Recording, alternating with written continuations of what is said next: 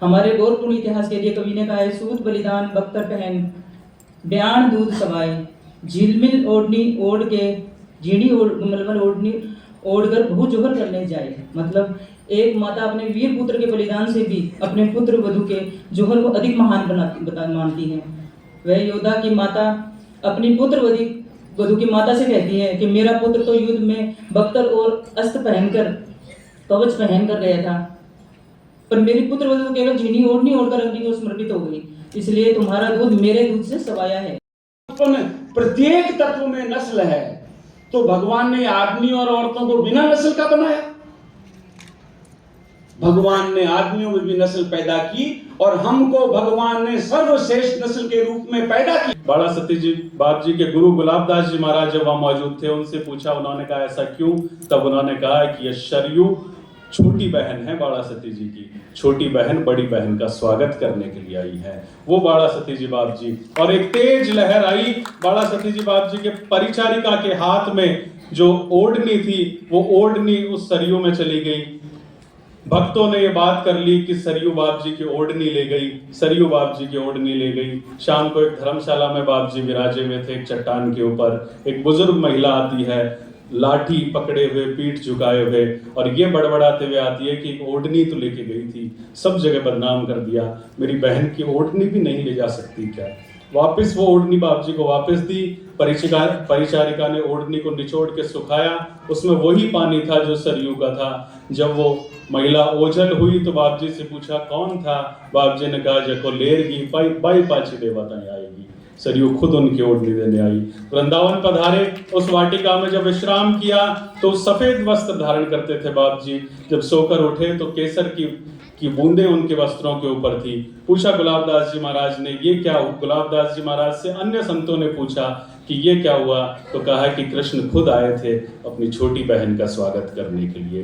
वो बाला सती जी बाप जी जब अमरनाथ यात्रा पे गए, अमरनाथ जहां आज भी -30 डिग्री टेम्परेचर रहता है, नंगे पैर और सिर्फ एक ओढ़नी ओढ़ के सारे पुलिस के और सीआरपीएफ के मिलिट्री के जवान हतप्रभ रह गए। अपना जो गौरवशाली इतिहास था, इतिहास को कभी दोहराया तो नहीं जा सकता, पर इतिहास जो अपने को देके गया है, संस्कार, संस्कृति, रीति रिवाज, ये पहनावा, सामाजिक बंधन, धार्मिक बंधन, पारिवारिक बंधन, ये जब तक किसी घर में लागू नहीं होगा तो पार पड़ेगा नहीं, और आपका गौरवशाली इतिहास वापिस रचाया जा सकता है।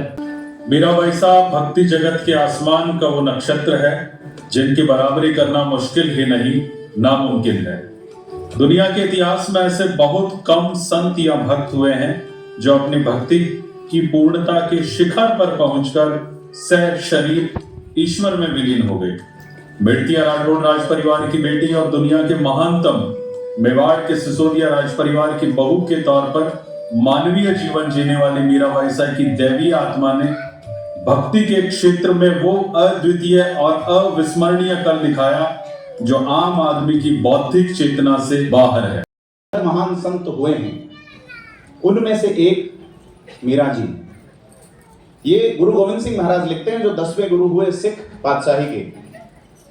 आप आमरण अनशन चलते हैं आजकल डेमोक्रेटिक पैटर्न के, आप देखते होंगे धरना दिया। दुनिया का पहला आमरण अनशन, पहला धरना मीराबाई के सामने हुआ। आपको जान के आश्चर्य होगा, जब उनको लाने के लिए गए, उदय सिंह जी ने भेजा महाराणा प्रताप जी को और जयमल जी के बेटे को। एक सवाल उठना चाहिए, जलियांवाला बाग कांड हुआ जब भारत में, तो उसमें कई पुरुषों के साथ महिलाएं भी वहां पे मारी गई जनरल डायर के आदेश पे 1919 में। आप देखिए कि उस वक्त में, आज से 106 साल पुरानी बात कर रहा हूं, कि महिलाएं गांधी के आयोजन में जा रही हैं अंग्रेजों के खिलाफ बड़े पैमाने पे। अभी ब्रिटेन की एक यूनिवर्सिटी ने रिसर्च किया है कि ऐसा कैसे हो गया, भारत जैसा देश जहां पे ट्रेडिशंस इतना कि महिलाएं बाहर नहीं निकलती थी, गांधी के साथ महिलाएं कैसे चल पड़ी। तो उनके लिखे हुए पत्र पढ़े गए, हरिजन में, स्वदेश में, जिन अखबारों में उन्होंने लिखा, तो गांधी महिलाओं में चेतना का बीज जिस तत्व के माध्यम से फूंकते हैं, वो मीराबाई। कृष्ण, बुद्ध और महावीर का जन्म और पालन पोषण भी मेरे ही आंचल तले हुआ है।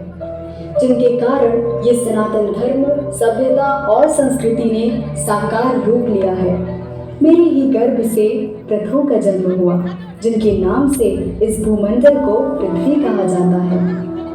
मेरे गर्भ से रोज 10,000 योद्धाओं को स्वर्ग पहुंचाने वाले भीष्म पितामह का जन्म हुआ। तो मेरी ही कोख से चींटी को भी ना मारने का संदेश देने वाले अहिंसा के पुजारी भगवान महावीर स्वामी का जन्म हुआ। एक क्षत्राणी के तौर पर मेरी कोख में सदा ऐसे संत, सती और सूरमाओं को जन्म दिया है जिनसे ये संपूर्ण ब्रह्मांड गौरवान्वित हुआ है। अगर मैं इस संसार के महानतम तपस्वियों और ऋषियों की बात करूं तो विश्वामित्र, ऋषि अगस्त्य, राजा शिवी, इक्ष्वाकु, राजा दिलीप, अज, नहुष और ययाति जैसे महान तपस्वी और त्याग की प्रतिमूर्तियों ने मेरी ही कोख से जन्म लिया। अगर मैं देश के श्रेष्ठतम सती संत और जुझारों की बात करूं तो मेरी कोख से देवता सरीखे पंच वीरों बाबा रामदेव जी पर, गोपाल जी चौहान, बाबू जी राठौड़, हड़बू जी सांखला, मिहाजी मांगलिया सहित जम्बो जी पवार, संत दीपा जी, राव मल्लीनाथ जी, राव दल्लीनाथ जी, सूरजमल जी और नाहर सिंह जी जैसे भूमिया संत और जुझार भी मेरी ही कोख से जन्मे। अगर मैं महानतम राजाओं की बात करूं तो महान सम्राट अशोक से लेकर पप्पा रावल, राणा सांगा, राणा कुंभा, राणा प्रताप, अजयपाल देव जी चौहान, पृथ्वीराज चौहान, हटी हमीर, पंजवन राय कछवा, धर्म रक्षक राजा मानसिंह जी आमेर, राव सिंहा, राव जोधा, राव बीका, राव दूधा, दुर्गादास राठौड़, कान्हड़देव और राव लूणकरण जैसे अनगिनत राजाओं के नाम गिनाए जा सकते हैं। जैसे मेरी कोख श्रेष्ठतम आत्माओं को जन्म देने वाली रही है, वैसे ही मेरे आंचल में वीरता, शौर्य, भक्ति, तपस्या, देशभक्ति, मातृभूमि के प्रति सर्वस्व न्यौछावर करने की भावना, मान मर्यादा और जन कल्याण की भावना प्राणों की तरह वास करती है। मैं एक क्षत्राणी के रूप में यह सब भावों को अपनी संतानों में घुट्टी की तरह पिलाकर उनके हृदय में भर देती हूँ। मैं एक क्षत्राणी के तौर पर राजा हिमवान की पुत्री गंगा हूँ, जिसने अपनी तपस्या के बल पर भगवान श्री नारायण के चरणों में और भगवान शिव के शीश पर स्थान पाया है। मैं ही पार्वती हूँ, जिसने दुष्टों का संहार करने वाले पुत्र कार्तिकेय और शुभ कार्यों में प्रथम पूज्य गणेश जी जैसे पुत्रों को जन्म दिया। मैं ही सावित्री हूँ, जो यमराज के पास पहुँच चुके पति को भी अपनी तपस्या के बल पर वापस भूलोक पर ला सकती हूँ। मैं राजा हरिश्चंद्र की धर्म पत्नी तारामती हूँ, जो अपने पति के मुश्किल से मुश्किल समय में भी चट्टान की भांति खड़ी होकर उन्हें हिम्मत और हौसला दे सकती है।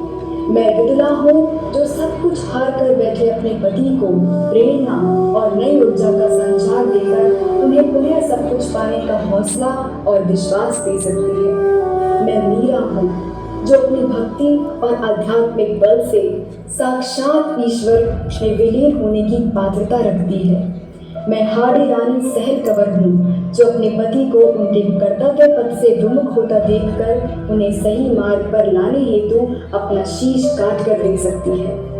मैं ही बालासती मरूप कंवर हूँ, जो आधुनिक विज्ञान को फेल कर आधी सदी तक बिना अन्न जल के रहकर सभी सांसारिक दायित्वों को पूरा कर सकती है। क्षत्राणियों की इन्हीं गौरवशाली परंपरा का प्रतिनिधित्व करने वाली 3 महान